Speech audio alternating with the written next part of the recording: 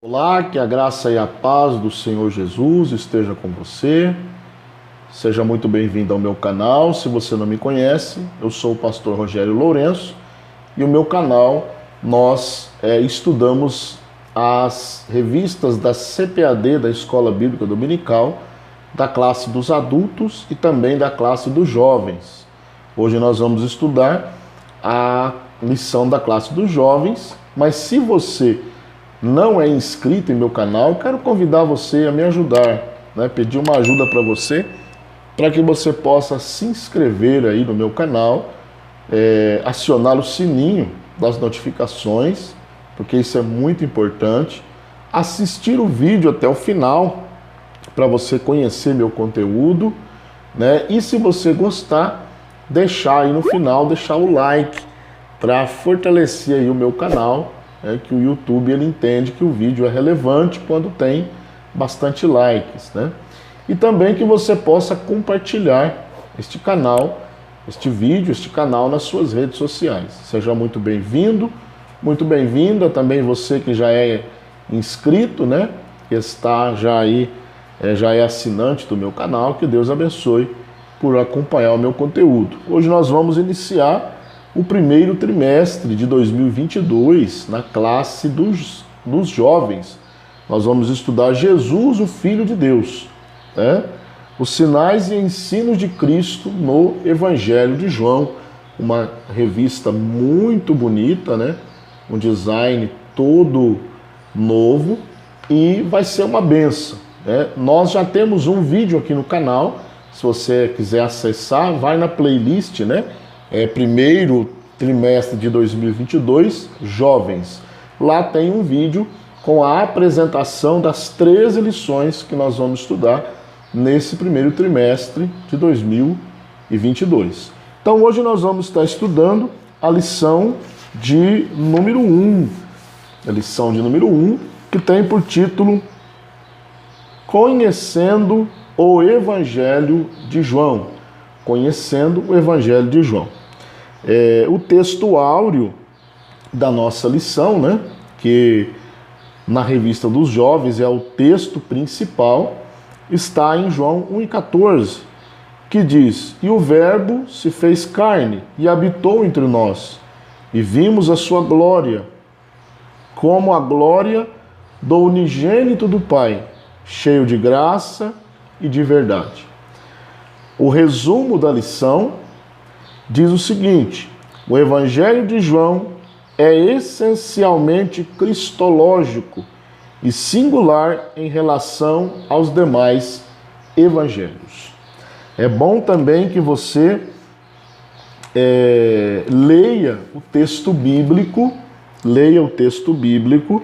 para que você tenha um embasamento melhor da lição. O texto bíblico está, vou deixar aqui na tela, 1 João, ou melhor, Evangelho de João, capítulo 1, do versículo 1 até o 5, e depois do versículo 9 até o 14. Então você pode dar uma seguradinha aqui no vídeo e fazer a leitura aí na sua casa, na sua revista, ok? Vamos ver agora, ter uma visão geral da lição, daquilo que nós vamos aprender. No primeiro ponto nós vamos ver o autor, a época e o propósito do Evangelho de João, ok? E no 2 nós vamos ver a riqueza doutrinária do Evangelho de João, riqueza doutrinária. E no ponto 3 nós vamos ver cristologia, sinais, sermões e declarações, referentes ao Senhor Jesus Cristo. Antes de nós entrarmos na lição, eu vou colocar um gráfico aqui na tela, que é uma visão geral do Evangelho de João. Aí você vai ver, o propósito do Evangelho. Qual é o propósito? É comprovar que Jesus é o Filho de Deus e que todo aquele que nele crê tem a vida eterna. Esse é o propósito do Evangelho de João. Autor é o próprio João, filho de Zebedeu e irmão de Tiago. É o apóstolo apelidado de Filho do Trovão. E depois, vai ser chamado ele mesmo se intitula o apóstolo amado, né? O apóstolo a quem Jesus amava.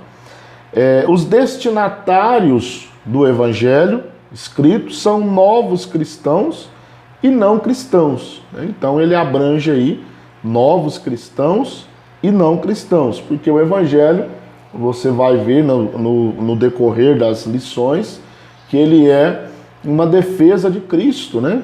De algumas heresias que surgiu na época de João. A data aproximada do escrito do Evangelho gira em torno do ano 85 ao ano 90 depois de Cristo, né? Um panorama do Evangelho de João foi escrito depois da destruição de Jerusalém pelo general Tito no ano 70, né? E antes do exílio de João na ilha de Patmos. Então foi entre esse período aí, né, que o Evangelho foi escrito. Temos aí algumas pessoas-chave no Evangelho de João: Jesus, João Batista, os demais discípulos, Maria, Marta, Lázaro, a mãe de Jesus, Pilatos, Maria Madalena. Todos esses personagens, eles estão aí ligados ao Evangelho de João. E alguns lugares-chave também que aparecem no livro de João, do Evangelho segundo escreveu João, que é o interior da Judéia, né, o ministério de Jesus mais voltado para a Judéia, a região de Samaria, né, da Galiléia, Betânia e Jerusalém. Então são alguns lugares-chave que aparecem no Evangelho de João. Então vamos agora para o primeiro ponto da nossa lição, né? Que diz autor, época e propósito. Então, quem foi o autor, como eu já disse? Foi João, filho de Zebedeu, né? Que aí o subtópico 1 diz o discípulo amado, era discípulo de Jesus, né? E é autor deste evangelho, né? Que o autor aqui, o pastor Silas Queiroz, que escreveu a lição, ele chama aqui de evangelho espiritual. Então, o livro aparece algumas referências a João, né, como a quem Jesus amava, né? Então aparece aí, você pode conferir aí na sua Bíblia, João 13, 23, João 19, 26, João 20, versículo 2, e ele termina o livro, João 21 e 24, com a expressão: este é o discípulo que testifica dessas coisas e as escreveu. Tudo isso referindo-se a João, né? Tudo isso referindo-se a João. Subtópico 2 diz: o apóstolo do amor. O apóstolo do amor. Então, o Evangelho de João, ele foi o último a ser escrito, né? Nós vimos aqui no gráfico aqui no começo da aula, que ele foi escrito entre os anos 85 e 90. Então ele foi o último evangelho a ser escrito. Não há uma data específica, né? Não há uma data específica desse escrito, né? Mas gira em torno do ano 80 até 95. Então não há assim como precisar exatamente quando o evangelho foi escrito, mas foi escrito mais ou menos nessa data aí, ok? E aí nós temos que ele provavelmente, né, escreveu o seu evangelho na cidade de Éfeso, né, antes do seu exílio na ilha de Patmos, né, e antes da sua morte também, logicamente. Subtópico 3. Evangelista e apologista. Então João, ele era evangelista porque ele escreveu o evangelho e também era apologista, ele defendia a fé, né? Defendia que o Senhor Jesus é o Cristo, o Filho de Deus, o próprio Deus encarnado, né? Então o evangelho ele tem duplo caráter, né? Nele sobressai uma firme apologia da fé cristã, né? que Cristo é realmente o Filho de Deus. Então João ele era tanto evangelista como apologista, né? Um homem que defendia que Jesus era realmente o Cristo, o Filho de Deus.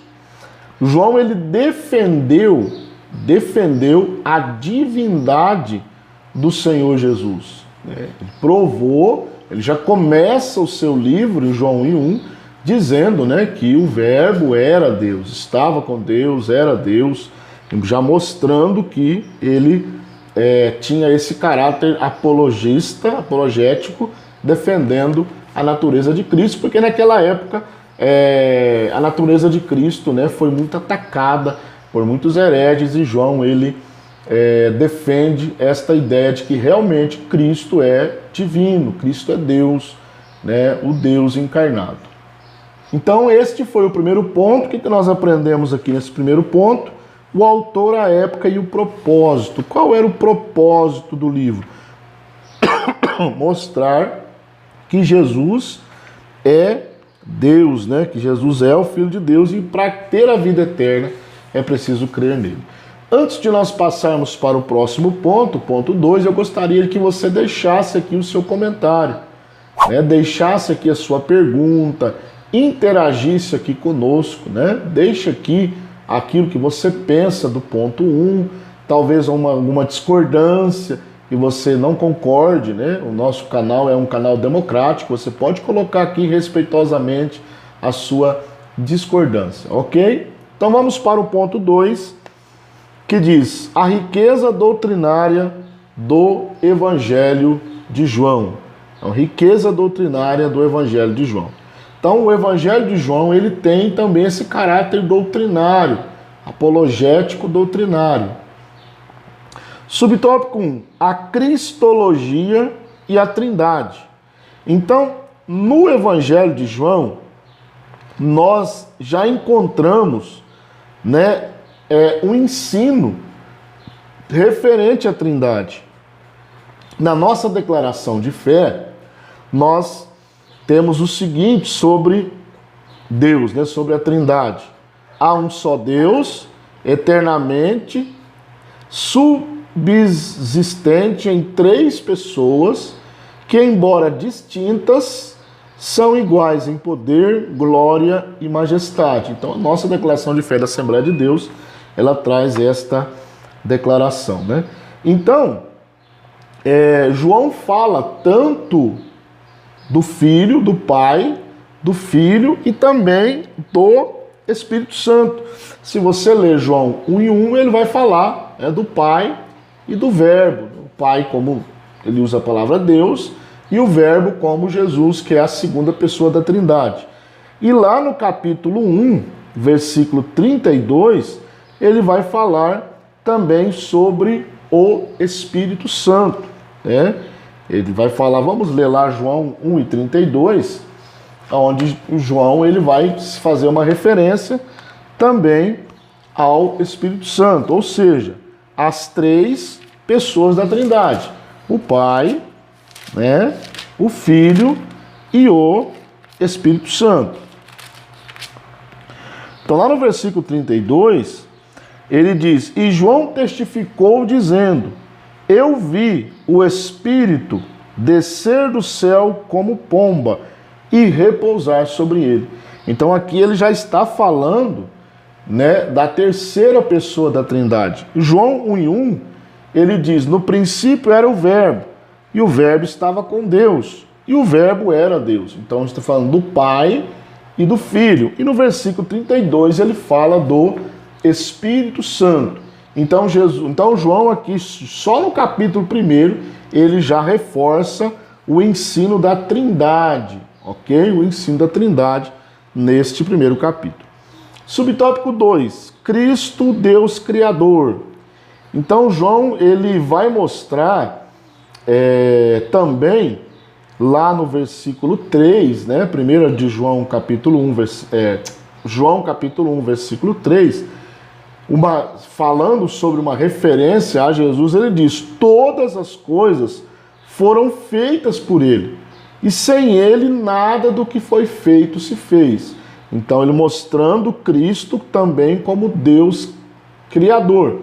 E ele mostra, né, intrinsecamente nesse estudo que Jesus é onipotente como Pai, é onipresente como Pai e é onisciente como Pai. Ou seja, ele tem todos os atributos do Pai, porque ele também é Deus, é a segunda pessoa da Trindade. Não é um triteísmo, não são três deuses, são três pessoas que subsistem eternamente, distintas, mas iguais em poder e glória e majestade, porém formam um só Deus, ok? Então, nós temos aí que Jesus também é o Deus Criador, porque ele criou todas as coisas. Nada do que foi feito sem ele. Ele participou de toda a criação. Subtópico 3, Cristo no Antigo Testamento. Cristo, Paulo, ele faz uma referência ao Senhor Jesus Cristo, né, lá em 1 Coríntios capítulo 10, versículo 4, ele vai fazer uma referência a Jesus Cristo, né, já agindo no Antigo Testamento. Aqui tem uma tradição dos judeus, nós não vamos entrar nesse mérito, né, mas nós podemos citar aquilo que Paulo fala. Segundo aos Coríntios, capítulo 10, versículo 4. Ou melhor, 1 aos Coríntios, né? Perdão, 1 aos Coríntios, capítulo 10, versículo 4, que ele diz: e todos beberam de uma mesma bebida espiritual, porque bebiam da pedra espiritual que os seguia, e a pedra era Cristo. Ou seja, já no Antigo Testamento, Cristo agindo como supridor das necessidades do povo de Israel. Então nós já temos uma referência de Cristo no Antigo Testamento. Então esse foi o ponto de número 2. O que nós aprendemos aqui? A riqueza doutrinária do Evangelho de João. Vimos a cristologia, vimos a questão da Trindade, né? Vimos que João destaca, né, faz questão de destacar que Jesus também é o Deus Criador, e também temos uma referência de Cristo já no Antigo Testamento. E João, ele fala, né, uma referência a isso também, em João 1:4, onde ele diz: nele estava a vida, e a vida era a luz dos homens. Então, nele quem? Em Cristo, né? Em Cristo estava a vida, e a vida era a luz dos homens. Ele era tanto a luz, a vida, quanto a luz dos homens. Isso é uma riqueza, como diz o ponto, né, doutrinária sem tamanho. Ok? Até aqui. Deixa aqui nos comentários algo que você queira interagir conosco, nós vamos responder para você, deixar um joinha aí no seu comentário, ok? Nos ajude aí, deixa um comentário, uma pergunta, um acréscimo daquilo que você entende sobre esse assunto. Agora, no último ponto, ponto 3, Cristologia, sinais, sermões e declarações. Então, primeiro subtópico, os sinais miraculosos. Então, nós temos no Evangelho de João alguns sinais, né? Pelo menos 6 milagres que Jesus operou no Evangelho, registrado no Evangelho de João, tá? Os milagres registrados. Primeiro, a cura de um oficial do rei. Segundo, a cura de um paralítico de Betesda, do tanque de Betesda, a multiplicação de pães e peixes, Jesus andando sobre as águas do mar da Galileia, a cura de um cego de nascença e a ressurreição de Lázaro.